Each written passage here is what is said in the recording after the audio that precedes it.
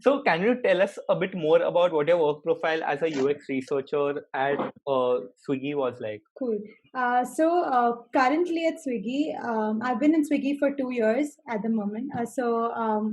Most of my work, like I mentioned in the intro, is around consumer side. That's the users. That's me and you who order our food from Swiggy. And then is the restaurant side of things, where these restaurant owners and different restaurant partners who have partnered on the app to provide their food. And for when it comes to users, most of our work really gets involved in understanding or validating those designs or anything that is being made. Taking those to the users and understanding how the different users engage with those designs or engage with the our platform. How does the ordering journey look like?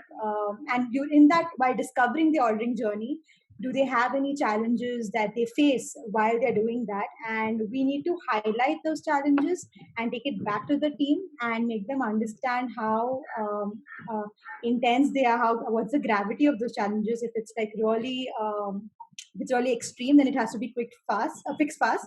And if it's like really like it can be strategized more, then the team works on it and has like multiple meetings to devise a plan to solve whatever problems our users are facing. Now that is for consumers. With when it comes to restaurant, it gets very different. For restaurants, it's more like a business. So we are understanding their day-to-day lifestyle, how is the business working, and at what instances they engage with the devices that or the platforms we have provided for them, and what role does their space and their ecosystem, the restaurant itself, what role that plays while they're engaging with our platform and while they're providing going through that process. So those are the two different things, and most of it is working with teams and making the teams realize what exactly are their users facing so that they can better the product for them. So that's what happens in Swiggy like almost every day. Nice. Also, Meenakshi, you were saying about freelancing as yeah. a researcher. Yeah, so that actually involves a lot of understanding a business. Like when you're working internally, you kind of have a shared understanding, or you can get it through stakeholders.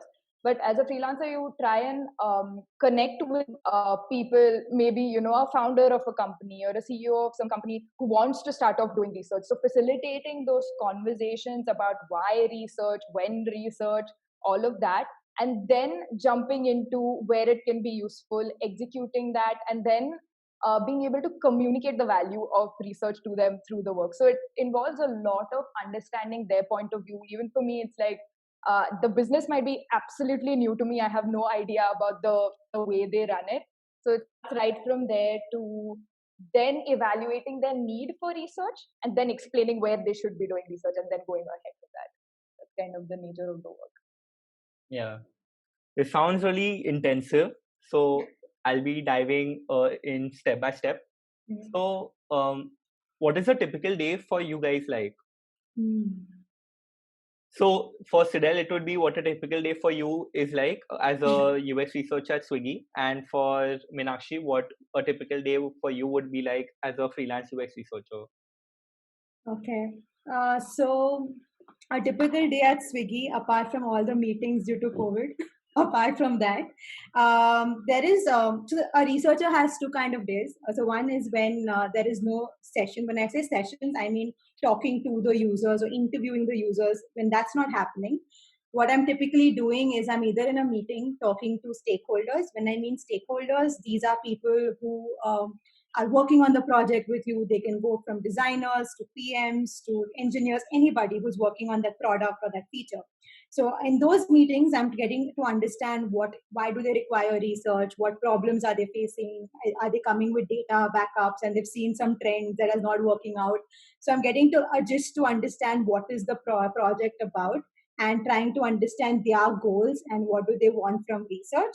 So once I do that, then most of the time goes in planning the research out, setting up timelines of, how much time will it take for this research to happen, budgeting if it's required, and then you're, recruiting users, like you're sending surveys or calling them up or anything. You're doing different things to get these users on board to talk to you.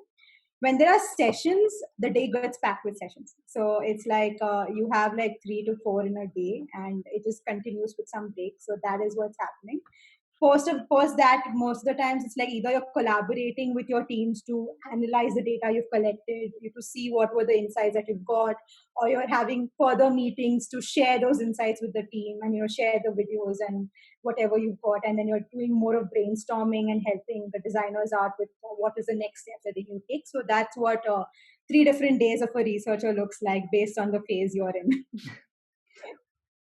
Yeah, it's pretty much the same with freelance. It's just, I guess, lot more alignment over the research. There's a lot more like convincing that, oh, should we go about doing it this way, or should we go about doing it another way, because you're usually dealing with someone who's rather new to the whole idea of doing research. So there's days when you're sort of setting up the stage for research, understanding their point of view, sharing your point of view.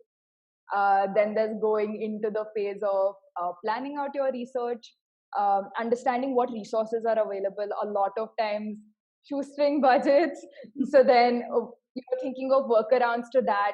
A lot of time spent on getting the users to you with no money, and then going ahead and executing the research itself. Since I'm working alone, it's like when you're analyzing, you can spend like an entire day doing that. Sessions also goes the same, and the rest of the times you're sort of touching base with different people to sort of make sure you're all going on the same path, and no one is getting too scared about where this is going and how long it's taking.